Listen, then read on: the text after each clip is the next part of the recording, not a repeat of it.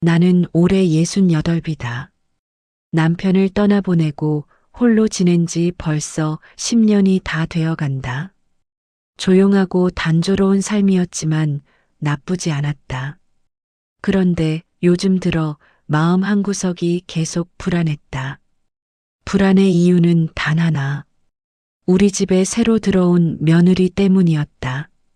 처음엔 참 고마운 아이였다. 밝고 예의 바르고 아들 준호도 오랜만에 웃음을 되찾았다. 나는 속으로 말했다. 이제라도 가정을 꾸려서 다행이다. 하지만 사람 마음이란 건 단번에 드러나는 게 아니었다.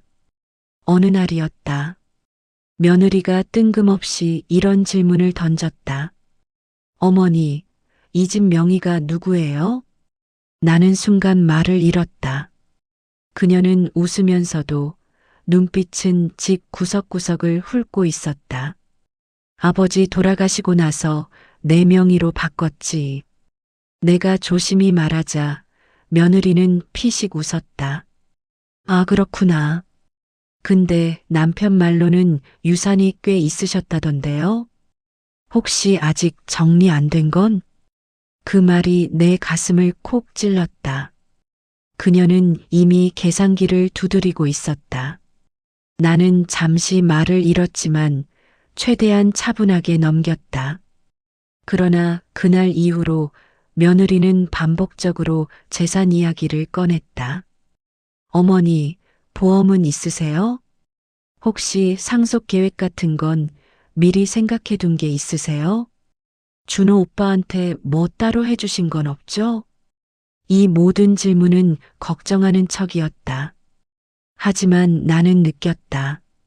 그녀의 관심은 나라는 사람이 아니라 내가 가진 것에 있었다.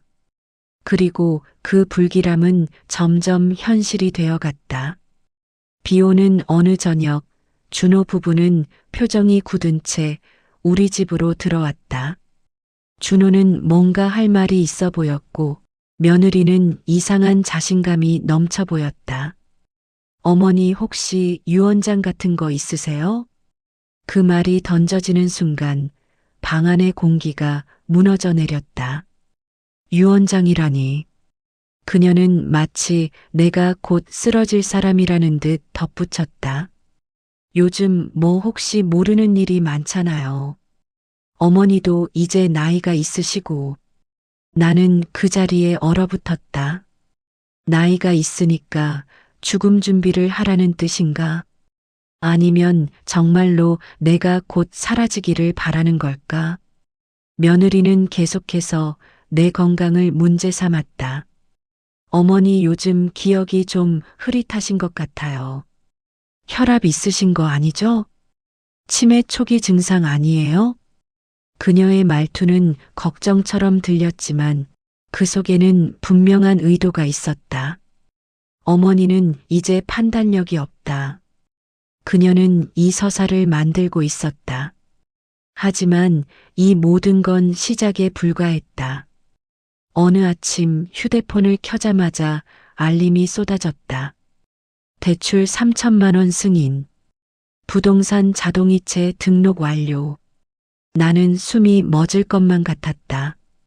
내 통장에서 이미 800만 원이 빠져나간 상태였다.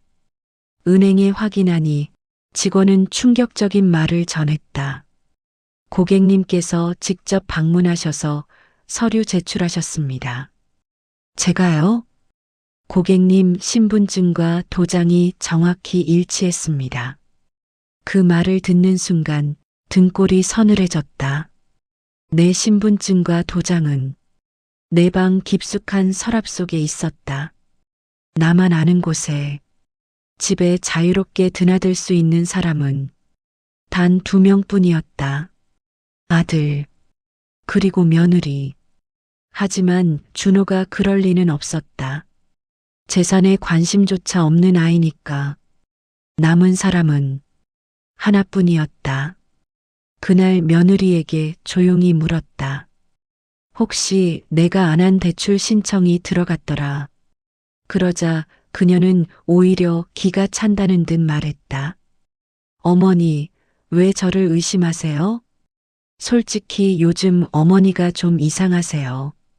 그녀는 다시 내 가슴에 비수를 꽂았다. 기억력도 떨어지고, 혹시 치매 초기 아니에요? 그녀는 내 대출 문제를 내 기억 오리로 만들려고 했다. 나의 정신을 먼저 무너뜨린 뒤, 그 다음엔 내 재산을 무너뜨리려는 것. 나는 그날 처음으로 확신했다. 이 아이는 우리 집에 들어온 이유가 따로 있다. 그리고 그 이유는 가족이 아니다. 나는 그날을 또렷하게 기억한다. 마치 오래된 사진처럼 흐릿한데도 어쩐지 마음 깊은 곳은 선명하게 아려오는 그런 기억이었다. 며느리가 결혼하고 처음 우리 집을 찾아온 날이었다. 그때만 해도 나는 저 아이가 우리 가정에 따뜻한 숨결을 불어넣어 주길 바랐다. 내 아들 옆에서 웃던 모습은 참 예뻤다. 부드럽고 조용한 아이 같았다. 하지만 사람의 본심이라는 건 그렇게 쉽게 드러나지 않는 법이더라. 처음엔 사소한 말투 하나였다. 내가 건넨 떡 한 조각을 받아들고 며느리가 말했다. 어머니, 이런 음식은 이제 좀 줄이시는 게 좋을 것 같아요. 건강에도 안 좋고 저희도 챙겨드리느라 좀. 그 말 속에 작은 가시가 숨어 있었다.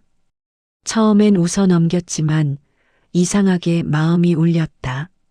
내가 평생 가족에게 해오던 일들 밥을 짓고 김치를 담그고 명절을 준비하는 그 모든 것들이 그 아이에겐 폐로 느껴졌던 걸까?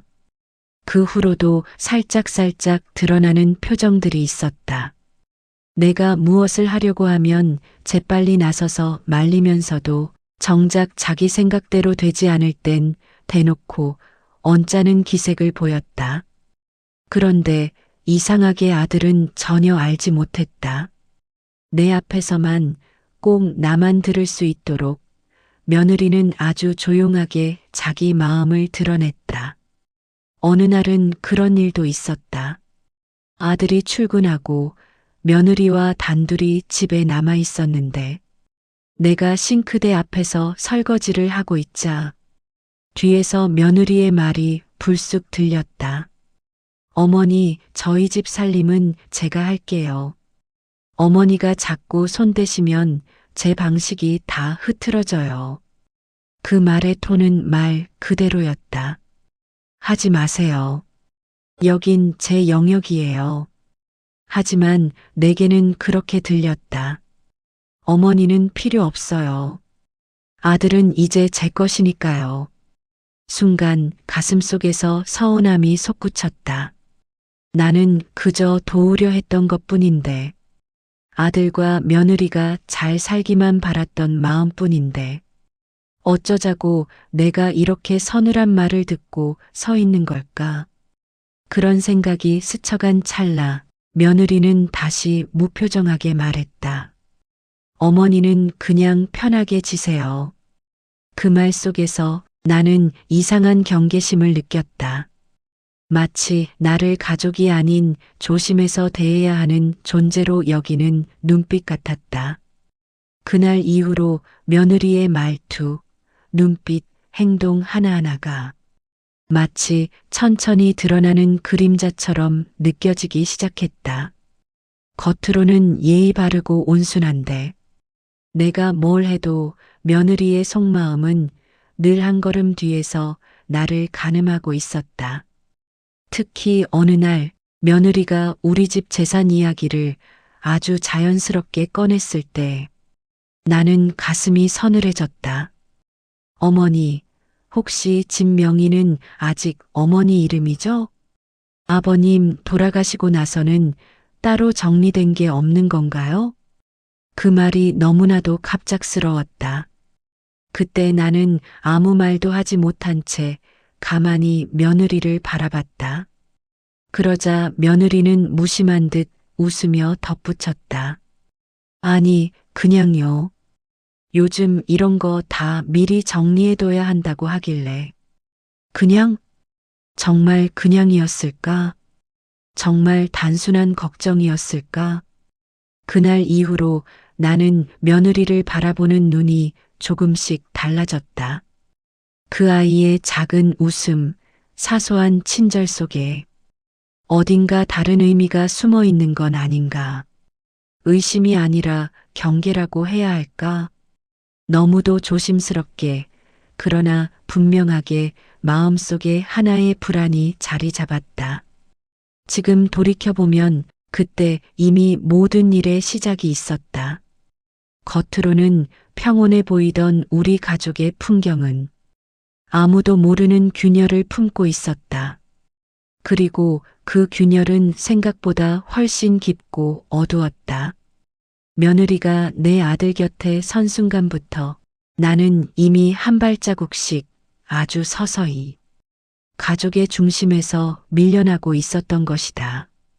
며느리가 우리 집 재산 이야기를 꺼냈던 그날 이후 나는 마음 한구석에서 아주 작은 경계심이 피어오르는 걸 느꼈다. 그렇게 시작된 미묘한 거리감은 시간이 지날수록 더욱 분명해졌다. 겉으로는 밝게 웃고 정답게 말을 걸어오는 며느리였지만 그 아이의 시선은 늘 무언가를 계산하는 듯했다.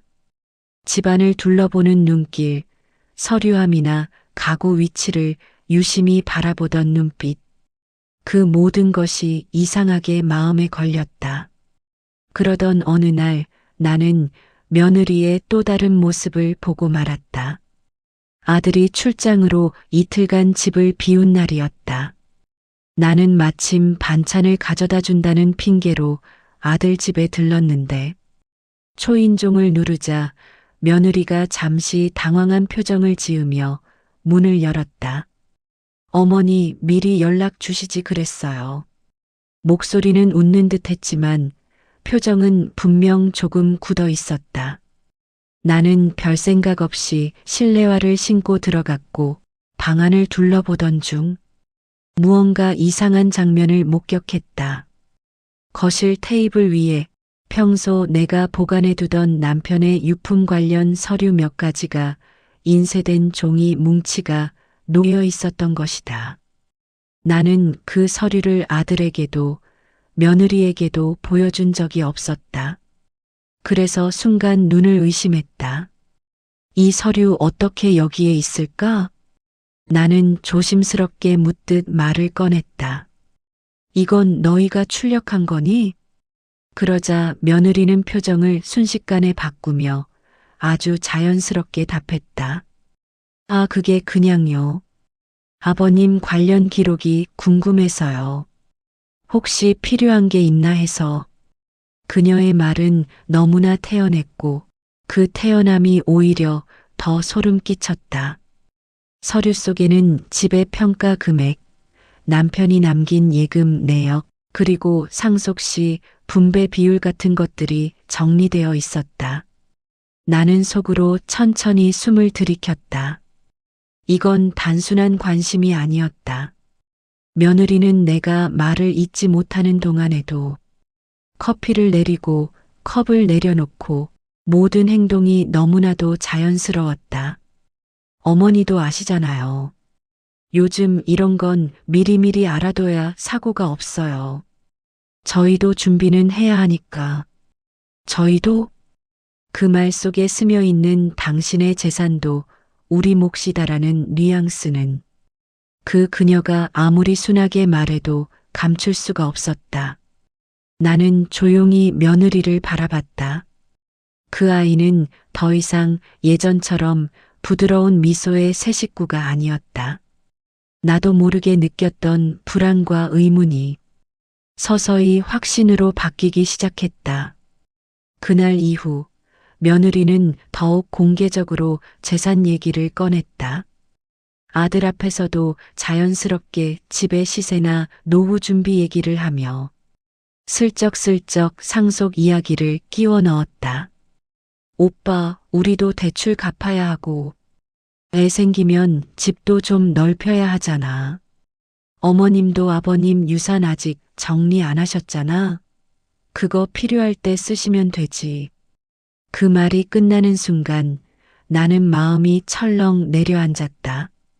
며느리의 말은 겉으로는 우리 모두를 위한 말 같았지만 실제로는 내 가진 것들을 자신들의 미래 자금으로 여기는 말이었다.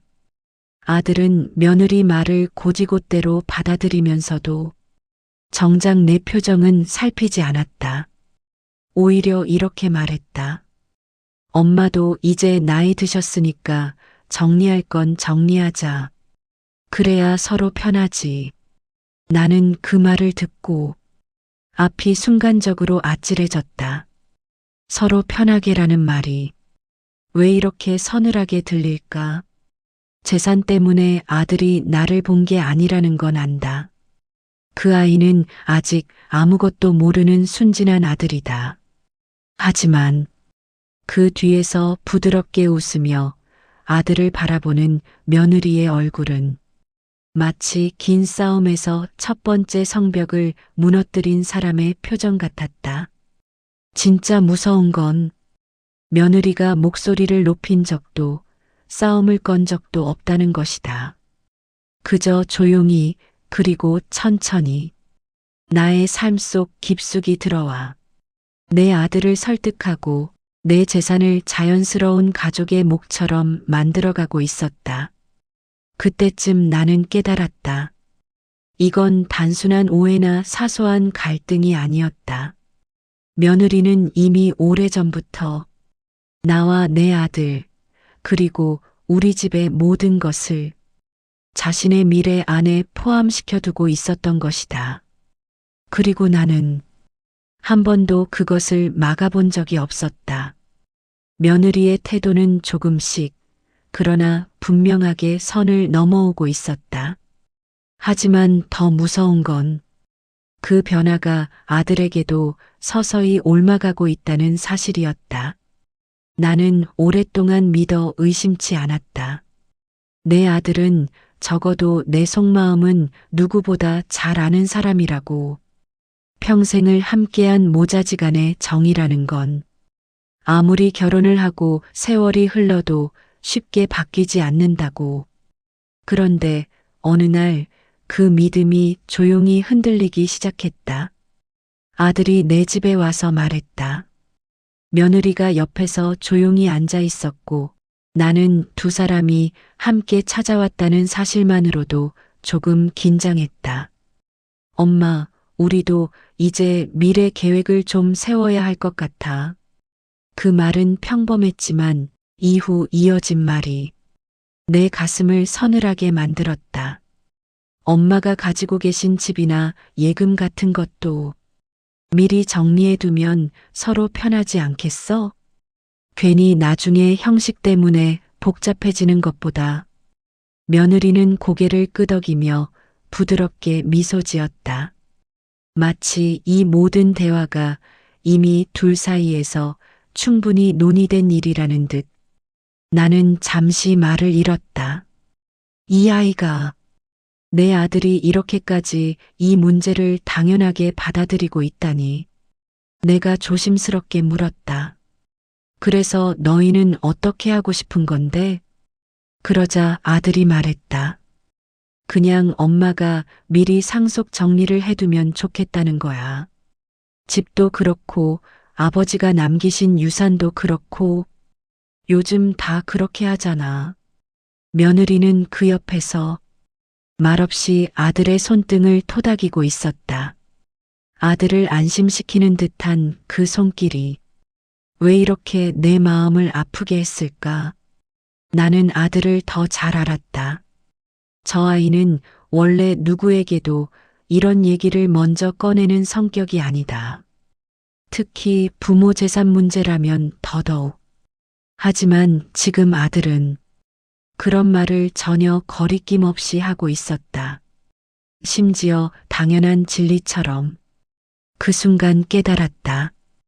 이건 아들의 생각이 아니라 며느리의 생각이라는 걸. 며느리는 내 아들에게 아주 천천히 그러나 확실하게 엄마가 가진 건 곧 우리를 위한 자원이라는 개념을 심어주고 있었다. 그리고 아들은 그걸 사랑이라 믿으며 받아들였다. 나는 괜찮다고 말하고 싶지 않았다. 하지만 거절하면 두 사람이 어떤 표정을 지을지 그게 두려웠던 것도 사실이었다. 그래서 조용히 말했다. 그래. 나중에 필요하면 얘기하자. 지금은 좀 생각해 볼게. 그 말이 다였다. 그런데 며느리가 그때 슬쩍 던진 말이 아직도 내 가슴을 아리게 만든다. 어머니, 너무 어려워하실 필요 없어요. 저희가 도와드릴 테니까요. 저희, 도와? 그 말은 겉으로는 친절했지만 실제로는 이렇게 들렸다. 어머니, 결정은 우리가 할 테니 그냥 따르시면 돼요. 나는 웃어보려고 했지만 표정이 굳어가는 걸 멈출 수가 없었다. 며느리는 내 눈치를 살피는 척하면서도 어딘가에서 승리감을 숨기지 못하는 표정이었다. 그날 이후로 아들의 말투가 미묘하게 달라졌다. 나와 상의하던 말투가 아니라 내게 설명하고 설득하려는 말투. 내 의견을 묻는 게 아니라 이미 정해진 방향을 알려주는 말투. 엄마, 그건 이렇게 하는 게 더 좋지 않아? 엄마가 혼자 다 가지는 건 비효율적이잖아. 엄마도 결국 나한테 줄 거잖아. 그렇지? 이 모든 말이 며느리의 그림자를 닮아 있었다. 나는 어느 순간 집안에서 어머니가 아니라 조용히 관리해야 하는 부동산으로 취급받는 느낌을 받기 시작했다. 며느리는 여전히 상냥했다. 하지만 그 상냥함은 이제 가족에 대한 것이 아니라 목표를 이루기 위한 매너처럼 느껴졌다. 그리고 그 목표의 중심에는 내가 평생 지켜온 집, 남편과 함께 만들어온 재산, 그리고 나 자신이 서 있었다. 그날 밤 나는 거실불도 켜지 않은 채 혼자 앉아 있었다. 방금까지 함께 있던 아들 얼굴이 떠올랐다. 그 아이는 잘못이 없다. 그저 사랑하는 사람의 말을 믿은 것뿐이다. 하지만 그 믿음이 결국 나를 향한 상처로 돌아올 줄은 나는 정말 몰랐다. 그리고 마음 깊은 곳에서 처음으로 이런 생각이 스쳤다. 이대로 가면 언젠가 내 자리가 완전히 사라지겠구나. 그 순간 나는 평생 느껴보지 못한 외로움과 두려움이 한꺼번에 몰려왔다. 상속 메모가 드러나며 시작된 흔들림은 시간이 지나도 사그라들기는커녕 더 거세게 가족들을 뒤흔들고 있었지요. 그리고 그 흔들림 속에서 가장 크게 상처를 입은 사람은 사실 말도 제대로 하지 못한 채 조용히 무너져 내리고 있던 혜진이었습니다. 그날 밤 혜진은 혼자 방 안에 앉아 오랫동안 숨을 삼켰습니다. 그동안 시댁에서 참아왔던 말들, 억울하지만 이해하려고 했던 일들, 그리고 가족이니까라는 말에 묻어두었던 상처들까지 그 모든 것이 한꺼번에 터져나와 그녀를 가누지 못하게 했습니다. 20년 가까이 쌓아온 관계가 단 한 장의 상속 메모 때문에 흔들린다니 그 사실이 그녀에게는 무엇보다 참기 어려웠습니다. 하지만 그녀는 단 한마디도 변명하지 않았습니다. 남편 민수 앞에서도 시댁 식구들 앞에서도 그저 침묵했지요. 입을 열어봤자 더 큰 오해만 만들 거라는 걸, 그리고 자신을 믿어줄 거라고 기대했던 사람이 점점 흔들리고 있다는 걸 느끼고 있었기 때문입니다. 민수 역시 흔들렸습니다. 아버지가 남긴 메모, 어머니의 분노와 서운함, 그리고 혜진의 말없는 표정. 어디가 진심인지, 무엇이 맞는지 그는 판단할 수 없었습니다. 그는 매일 깊게 한숨을 쉬었고 그 침묵은 오히려 혜진에게 더 깊은 상처로 돌아갔습니다. 관계란 말을 하지 않아도 상처를 줄 수 있다는 사실을 민수는 알지 못했습니다. 시어머니의 마음은 여전히 불편했습니다. 남편의 상속 메모를 본 뒤로 그녀는 밤마다 잠을 설쳤습니다. 왜 나에게 말하지 않았는가? 나는 평생을 함께 살아온 사람인데. 그 서운함은 곧 혜진에게 향하는 불신으로 변해갔지요. 근거 없는 의심이었지만 사람의 감정은 이성보다 훨씬 쉽게 흔들립니다. 그녀는 자신도 모르게 오래된 감정을 끄집어내며 혜진을 미워하기 시작했습니다. 그러던 중 집안에 또 다른 파장이 일어납니다. 고인의 낡은 금고에서 작은 쪽지가 발견된 것입니다. 오래된 종이 한 장 삐뚤빼뚤한 필체로 이렇게 적혀 있었지요. 내 재산은 오랜 세월 나를 가장 가까이서 돌봐준 이에게 돌아가길 바란다. 딱 그 한 문장이었습니다. 하지만 가족들은 그 문장을 결코 단순하게 받아들이지 못했습니다. 가장 가까이가 누구인지 그 한 문장은 마치 가족들의 마음속에 숨어있던 욕심과 자격 논쟁을 한꺼번에 끄집어내듯 작용했습니다. 남동생 부부는 말은 아꼈지만 표정은 숨기지 못했습니다. 시어머니는 며칠 동안 말을 잃은 채 멍하니 앉아 있었습니다. 자신을 뜻하지 않는다면 그동안 자신이 해온 삶이 부정당하는 것처럼 느껴졌던 것이지요. 민수는 더 깊은 혼란 속으로 빠져들었습니다. 메모가 하나 늘어날 때마다 그의 마음은 더 무거워졌습니다. 누구를 믿어야 하는지, 무엇을 선택해야 하는지, 그는 어떤 것도 확신할 수 없었습니다. 그런데 이 문장을 가장 조용히 바라본 사람은 혜진이었습니다. 억울함 속에서도 그녀는 잠시 따뜻함을 느꼈습니다. 고인이 자신을 기억하고 있었던 것, 그동안 묵묵히 해온 일들을 알아주고 있었다는 사실이 기적처럼 그녀의 마음을 어루만졌습니다. 하지만 바로 그 따뜻함이 또 다른 불행을 예고한다는 것을 혜진은 누구보다 잘 알고 있었습니다. 상속이라는 단어는 언제나 사람의 본심을 드러나게 합니다.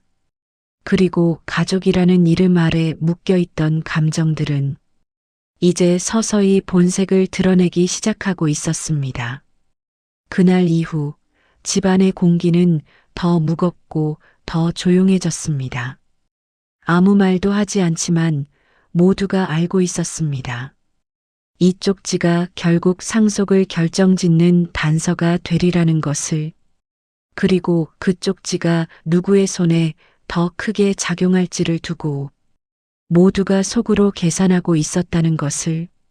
그 중심에서 혜진은 또다시 조용히 앉아 있었습니다.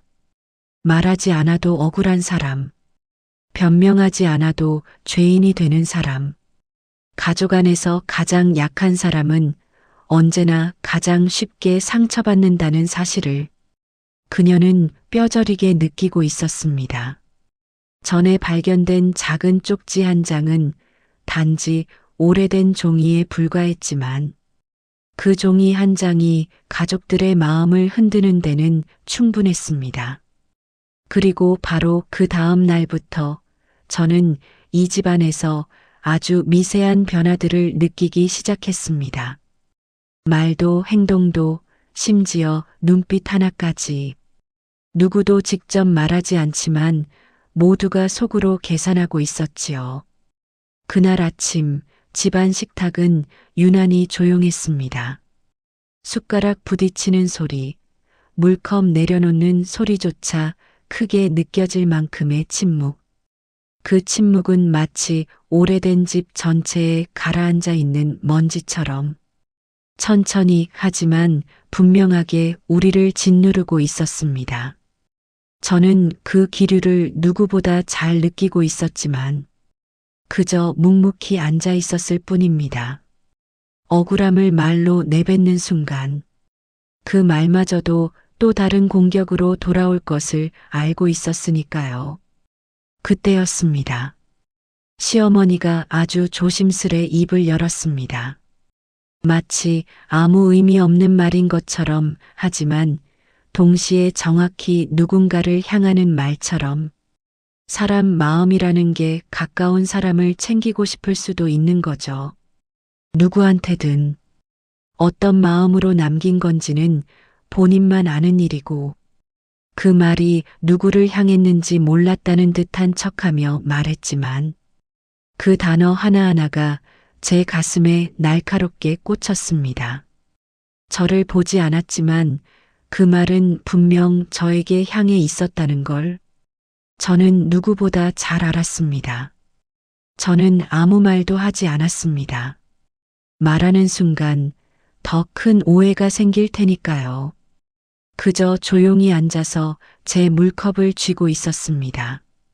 그 조용함이 오히려 더 큰 분노를 불러일으킨다는 걸 저는 어렴풋이 느끼고 있었지만요.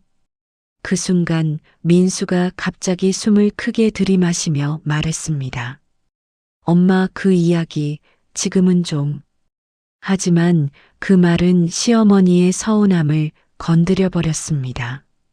그녀는 마치 일생의 억울함을 전부 쏟아내듯 과거의 일들까지 끄집어내기 시작했습니다. 자신이 고생했던 이야기, 희생했던 시간들, 그리고 가족을 위해 포기했던 것들을 줄줄이 쏟아냈습니다. 그 모든 이야기는 사실 저를 향한 직접적인 공격은 아니었지만 그녀가 속으로 생각하고 있던 상속의 자격 논쟁이 점점 드러나는 모습이었지요. 저는 아무 말 없이 그저 그녀의 말이 지나가기를 기다렸습니다. 하지만 그 순간 그녀가 했던 한마디가 제 마음을 완전히 무너뜨렸습니다. 사람이 너무 조용하면 더 무섭죠. 대체 무슨 생각을 하는지 알 수가 없어서 그 말은 제가 가족을 속이고 있다는 뉘앙스를 담고 있었습니다. 저는 그저 숨을 삼켰습니다. 이 억울함을 말해도 믿어주지 않는 사람들 앞에서 제가 얼마나 작아지는지를 느끼고 있었습니다. 그러던 그때 시어머니의 말에 민수의 동생 부부가 슬쩍 고개를 숙이며 미소를 지었습니다. 그 미소는 분명 어쨌든 불리해지는 건 형수님이겠지 라는 계산이 깔린 미소였습니다. 저는 그 미소를 보고도 아무 말하지 않았습니다. 상대와 싸우는 게 아니라 상대의 마음속 욕심과 싸워야 하는 상황에서는 침묵이 가장 지혜로운 선택일 때도 있으니까요. 그러나 그 침묵은 이 가족에게 죄의 인정처럼 보였던 것 같습니다. 그들은 그날 이후 더 노골적으로 저를 멀리하기 시작했습니다. 민수조차도 제 눈을 잘 마주치지 않았습니다. 그는 나름대로 고민하고 있었겠죠. 어머니와 아내 사이에서 진실이 무엇인지 분간할 수 없는 상황에서 그가 할 수 있는 행동은 갈등을 피하는 것뿐이었을 겁니다. 하지만 그러한 회피는 제 마음을 더욱 고립시키는 결과가 되어버렸습니다. 가족이라는 이름 아래 저는 점점 더 외로운 자리에 밀려나고 있었습니다. 며칠 뒤 또 하나의 사건이 벌어졌습니다. 남동생 부부가 갑자기 문서를 하나 들고 찾아온 겁니다. 아주 오래전에 아버지가 은행 계좌 하나를 따로 만들어둔 기록이 있었고 그 계좌의 거래 흔적을 찾아왔다며 그 문서를 시어머니에게 보여주기 시작했습니다. 그 문서는 명확히 말하고 있었습니다. 아버지가 누군가에게 오랜 기간 몰래 일정 금액을 보내고 있었다는 사실을 누군가에게. 하지만 그 누군가의 이름은 지워져 있었죠. 그 순간 방 안의 공기는 완전히 얼어붙었습니다. 그 문서 한 장이 마치 또 다른 상속의 단서처럼 느껴졌던 것이죠. 그리고 그 시선은 아무 말도 하지 않은 저에게로 천천히 모였습니다. 저는 숨을 삼키며 그냥 앉아 있었습니다. 억울함이 목까지 차올랐지만 아무 말도 하지 않고 바라보기만 했습니다. 그들의 눈빛은 말하고 있었죠. 혹시 너냐? 그 침묵 속에서 저는 제 인생에서 가장 긴 10초를 보내고 있었습니다. 마치 제 존재 자체가 의심받는 순간처럼 느껴졌습니다. 하지만 저는 그 자리에서 단 한마디도 하지 않았습니다. 미움의 감정은 말로 던지면 되돌릴 수 없다는 걸 알았기 때문입니다. 그리고 진실은 언젠가 반드시 드러난다는 것도 알고 있었습니다. 그 문서 한 장이 가져온 파장은 생각보다 훨씬 거셌습니다. 모두가 말은 아꼈지만 집안의 공기는 이미 오래전부터 금이 가 있었던 것처럼 작은 충격에도 바스라질 만큼 예민해져 있었습니다. 저는 말없이 앉아 있었지만 그들의 눈빛은 숨어 있지 않았습니다. 의심, 경계, 계산. 그 모든 감정이 섞여 저를 향해 있었고 그 침묵 속에서 저는 다시 한번 스스로를 작아지게 느꼈습니다. 그날 밤 모두가 흩어진 뒤에도 시어머니는 문서를 손에서 놓지 못했습니다. 그 문서가 말해주는 사실은 단 하나. 고인이 오랜 기간 누군가에게 일정 금액을 보냈다는 것. 그리고 그 누군가의 이름은 의도적으로 지워져 있었습니다. 시어머니는 그 자리에서 한참을 말없이 앉아 있었고 저는 부엌에서 그 모습을 지켜봤습니다. 그녀의 어깨는 평소보다 더 처져 있었고 그 손은 떨리고 있었습니다. 그녀는 자신이 믿어온 가정의 균형이 조용히 무너지는 소리를 듣고 있었던 걸까요? 다음 날 민수는 무거운 얼굴로 집에 들어왔습니다. 그리고 저를 보자마자 입을 열었죠. 혜진아, 아버지 계좌건 은행에서 일부 자료를 다시 찾을 수 있다고 하더라. 근데 그 계좌에 등록된 수취인 이름은 지워진 게 아니라 아예 기록 없음으로 남아있대. 기록 없음. 그 말은 곧 누군가 일부러 흔적을 지웠다는 뜻이었습니다. 저는 조용히 고개를 끄덕였지만 속에서는 또 하나의 의심이 겹겹이 쌓여갔습니다. 누군가는 진실을 숨기고 있었고 그 숨김이 이제 우리 가족 모두를 벼랑 끝으로 몰아가고 있었습니다. 며칠 후 시어머니는 남동생 부부를 다시 불러들였습니다. 이번엔 모두가 한자리에 모였고 자잘한 잡음마저도 들릴 정도로 조용했습니다. 그리고 시어머니가 말했습니다. 아버지와 누가 연결돼 있었던 건지 우리 반드시 밝혀야겠어. 그 말은 곧 혜진이 너도 의심 대상이야 라는 의미를 담고 있었지만 그녀는 끝까지 단 한 번도 제 이름을 직접 거론하지 않았습니다. 그 조심스러움이 오히려 더 매섭게 느껴졌습니다. 사람은 직접 말하지 않을 때 더 잔인해질 수 있다는 걸 저는 그 순간 알았습니다. 이후 며칠 동안 시어머니는 고인의 물건을 하나하나 꺼내 다시 정리하기 시작했습니다. 유품을 뒤지는 행위는 분명 상처가 되는 일이었지만 그녀는 멈추지 않았습니다. 마치 그 속에서 답을 찾아내야만 자신의 삶이 다시 똑바로 설 수 있을 거라고 믿는 듯이. 그러던 어느 날 시어머니가 갑자기 제게 부르듯 말했습니다. 혜진 씨, 대체로 나를 혜진아라고 부르던 분이 갑자기 혜진 씨라고 부르는 그 차갑고 건조한 호칭.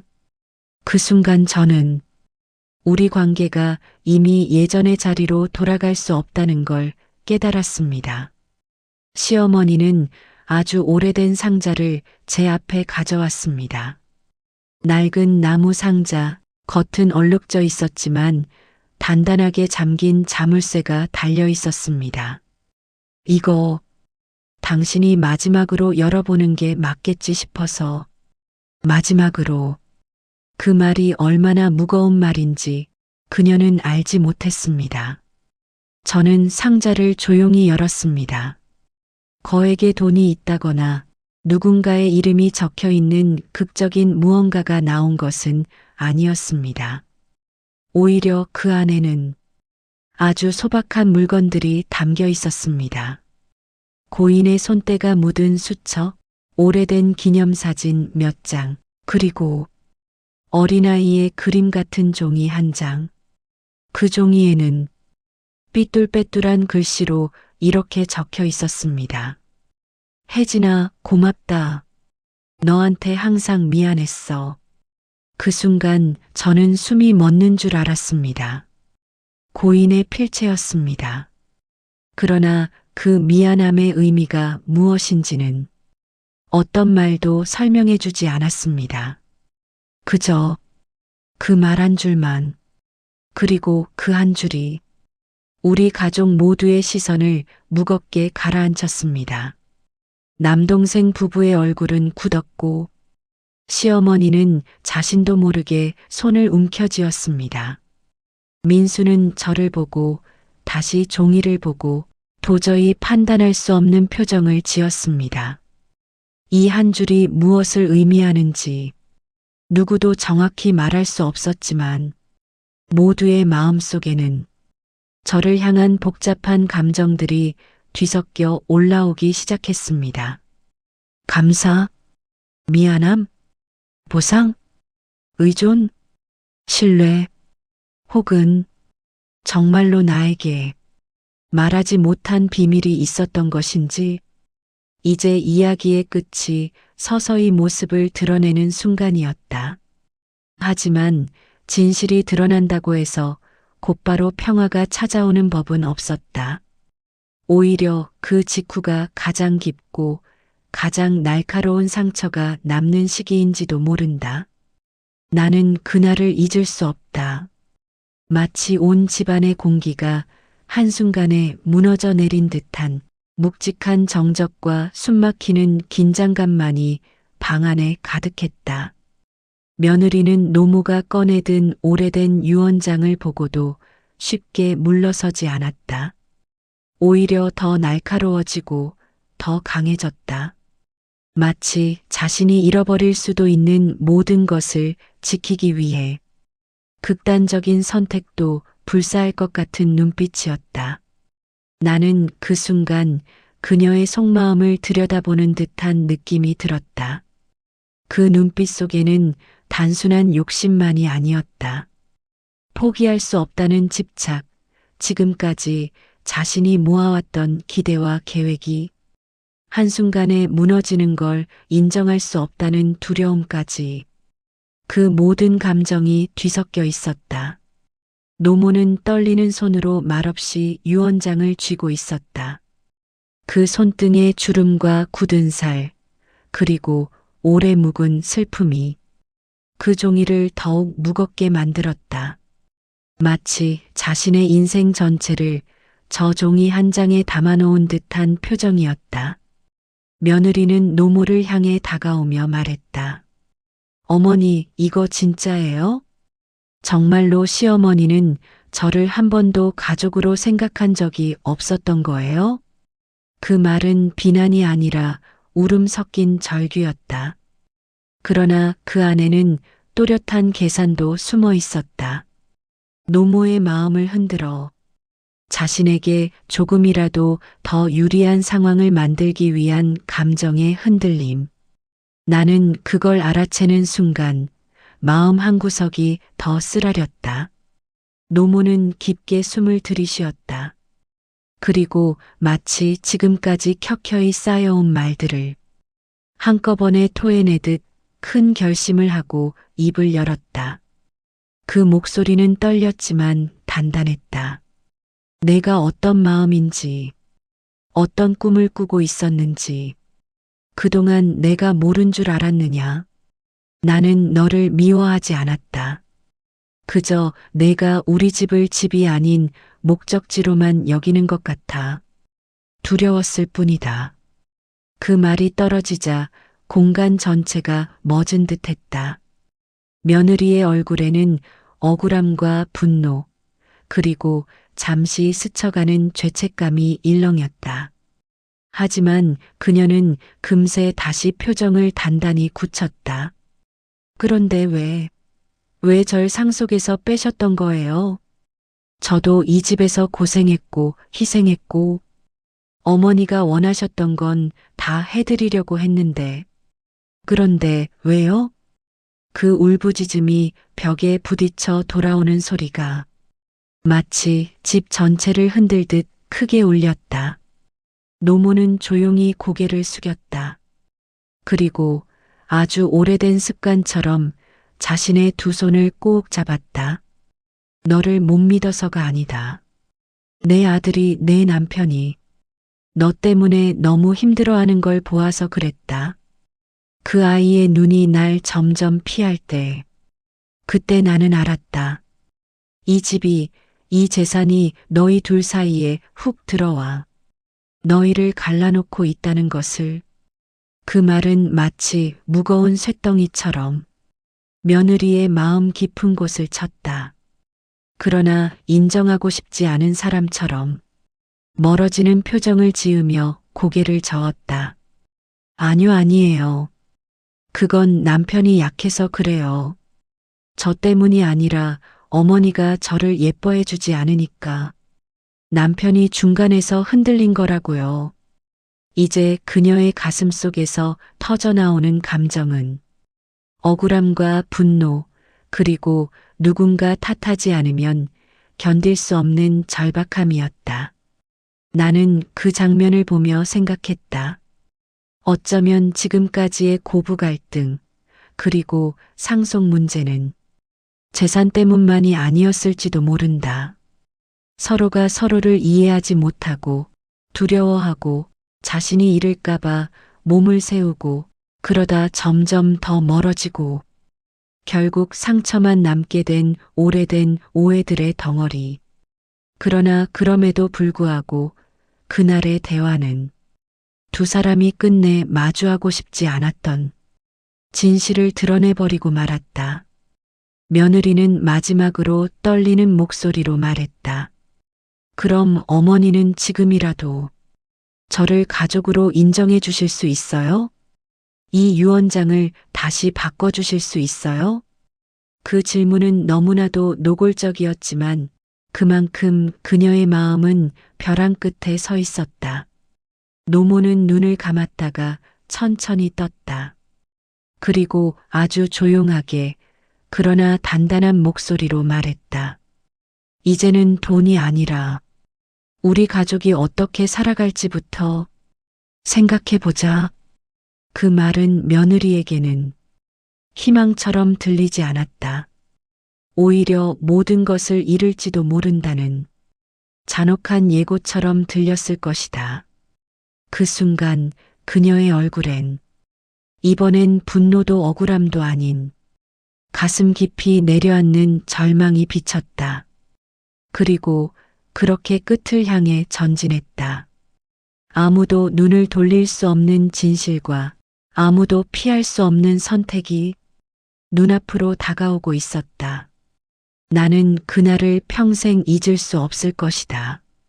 숨조차 제대로 쉬기 어려운 긴장감 속에서 며느리와 나는 서로를 바라보고 있었다. 서로 말하지 않았지만 이미 모든 것이 끝났다는 사실을 알고 있었다.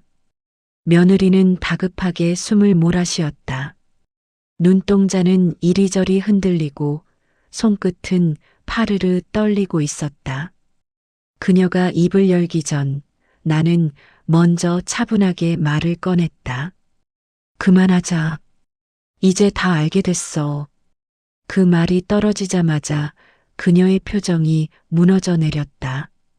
그동안 감춰오던 탐욕이 드러났음을 인정하는 순간이었을까? 아니면 더 이상 빠져나갈 여지가 없다는 걸 깨달아서였을까? 나는 내 손에 들린 오래된 유언장을 내려다보았다. 종이는 바스락거렸고 남편의 삐뚤한 손글씨가 내게 말을 걸어오는 듯했다.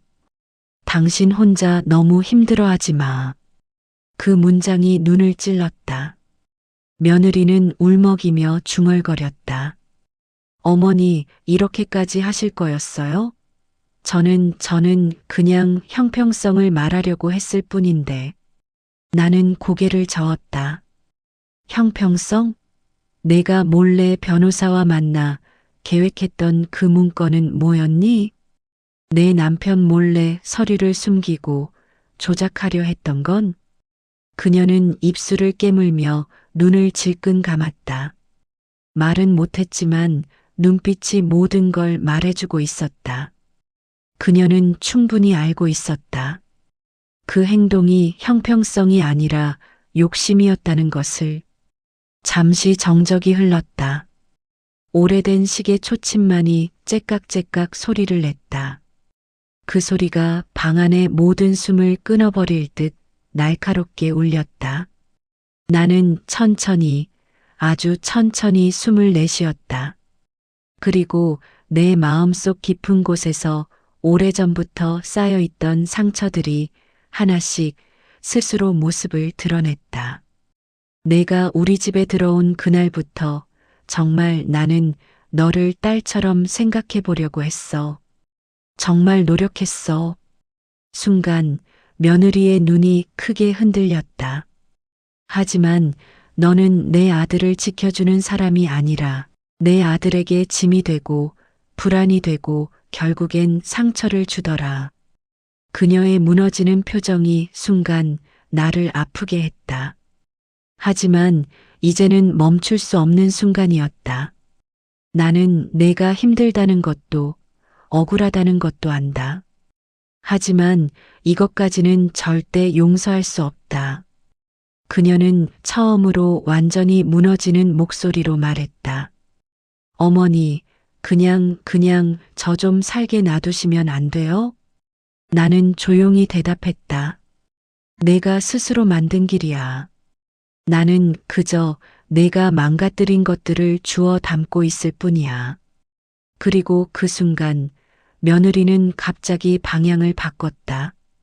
내가 예상했던 사과도 반항도 아니었다. 그럼 저는 나가겠습니다. 차갑게 식은 목소리, 무언가를 포기한 듯한 깊은 절망이 깃든 말투. 그녀는 현관 쪽으로 걸어갔다. 발걸음은 떨렸지만 멈추지 않았다. 문고리를 잡는 손가락이 아주 크게 떨리고 있었다. 나는 그녀의 뒷모습을 바라보며 마음 한구석이 이상하게 허전해졌다. 정말 이게 최선의 결말일까? 혹시 다르게 갈 수도 있었던 길이었던 걸까? 문이 철컥 소리를 내며 닫혔다. 그 단단한 소리가 내 마음을 갈라놓는 듯 했다. 그 순간 나는 눈물이 흘러내리는 것을 느꼈다. 억울함 때문이 아니었다. 분노 때문도 아니었다. 그저 너무나도 슬펐다. 나는 혼잣말처럼 낮게 중얼거렸다. 아들아, 내가 옆에 있어줬으면 좋겠다. 이 모든 걸 내가 어깨에 지지 않았으면 좋겠어. 하지만 이건 엄마가 해야 하는 일이야. 거실은 조용해졌다. 바람이 커튼을 흔들었고 그 사이로 들어온 빛이 내 손등을 비추었다. 나는 천천히 유언장을 접어 가슴에 품었다. 그 어느 때보다 마음이 무거웠지만 마음 한편에서는 이상한 안도감도 느낄 수 있었다. 이제 시작이구나. 남겨진 사람들의 다시 살아가는 과정. 상처를 봉합하고 관계를 다시 세우는 긴 여정. 나는 아주 천천히 일어섰다. 그리고 조용히 스스로에게 말했다. 이제 내가 지켜야 할 사람들을 위해 다시 살아야지. 이렇게 끝났다. 하지만 내 삶의 또 다른 막은 이제 막 시작되고 있었다. 집안은 믿을 수 없을 만큼 조용했다. 며느리가 떠난 뒤 문이 닫히는 소리 하나로 내 마음속에서 오래된 무언가가 함께 무너져 내린 듯 했다. 나는 천천히 거실 한가운데에 서 있었다. 손에는 여전히 남편의 유언장이 쥐어져 있었다. 그 종이 한 장이 이렇게 내 인생을 흔들 줄은 정말 몰랐다. 나는 그동안 너무 많은 걸 혼자서 견뎌냈다. 가족을 지키려고, 아들을 지키려고, 그리고 나 스스로를 지키려고. 하지만 그 과정에서 웃음보다 눈물이 더 많았고 평온보다 불안이 더 많았다. 나는 잠시 눈을 감았다. 남편의 목소리가 가만히 마음속에서 들려오는 듯했다. 당신은 잘하고 있어. 나 없이도 충분히 강하니까. 그 말이 귓가에 맴돌자 나는 처음으로 깊게 숨을 들이켰다. 그리고 아주 오래된 무게를 내려놓듯 천천히 숨을 내쉬었다. 거실 창밖을 보니 저물어가는 햇빛이 아파트 단지를 주황빛으로 물들이고 있었다. 그 빛은 이상하리만큼 따뜻했다.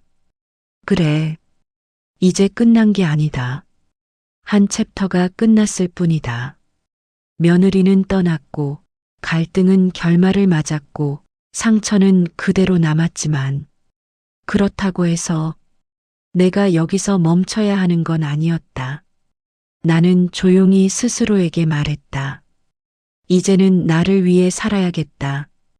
누구를 지키기 위해서가 아니라, 누구에게 맞추기 위해서가 아니라, 누구의 눈치를 보며 살아가는 것도 아니라, 그저 내가 나답게 살 수 있는 새로운 길을 걸어야겠다고. 나는 유언장을 조심스럽게 서랍에 넣고 닫았다. 그리고 아주 작은 하지만 깊은 미소를 지었다. 당신이 본다면 좋아했을까? 내가 조금 늦게라도 다시 나로 사는 걸. 창밖에서 바람이 불어 커튼이 살짝 흔들렸다. 그 흔들림이 마치 누군가가 그래, 잘했어 하고 토닥여주는 것처럼 느껴졌다. 나는 천천히 등을 펴고 거실을 걸었다. 발걸음이 가벼웠다. 앞으로 어떤 일이 기다리고 있을지 모르지만 이제는 두렵지 않았다. 이제 정말 새로운 내 삶을 시작하자. 그리고 그렇게 이 긴 상속 갈등의 여정은 끝이 났다. 하지만 내 인생의 새로운 막은 지금 이 순간부터 시작되고 있었다.